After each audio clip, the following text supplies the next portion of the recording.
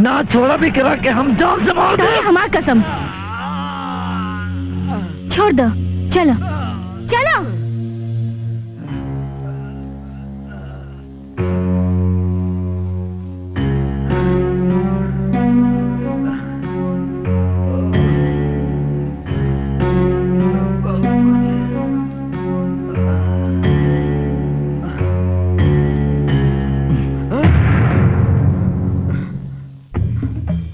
IG साहब, ली अपन गन पकड़ी,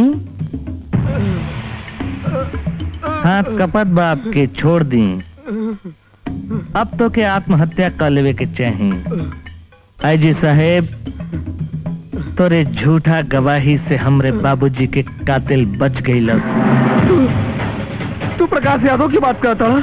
हम उनके बेटा हैं और हमरे बाबूजी की आत्मा तोहरे खातिर तड़प रहल बा। हमरे कविता दीदी के ऐसा लगे कि चाहे कि तू इतना शर्मिंदा भइला की आत्महत्या कर लेला।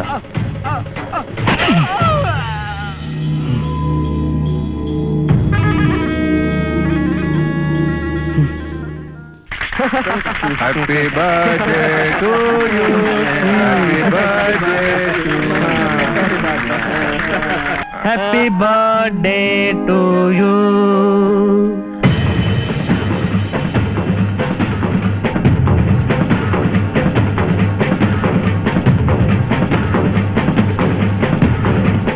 वाह मिस्टर भानु प्रताप, आपके जन्मदिन बहुत मुबारक हो।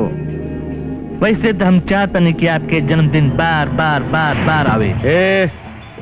बिन बुलावल मेहमान तू क्या भाई? अब हमरे के नहीं चिन्हत रहुआ तो हम का करें। हम तो आपके बहुत खास मेहमान बानी। ये का उठपटांग बगत बारे? कौन हुए तू और तोर हिम्मत कैसे बलिया आवे को? मौत और काबिल इंसान अपन रास्ता खुद बना लिहल करेले। हम के हैं और का करे आइल बानी, बहुत जल्दी पता चल जाए। पहचानो?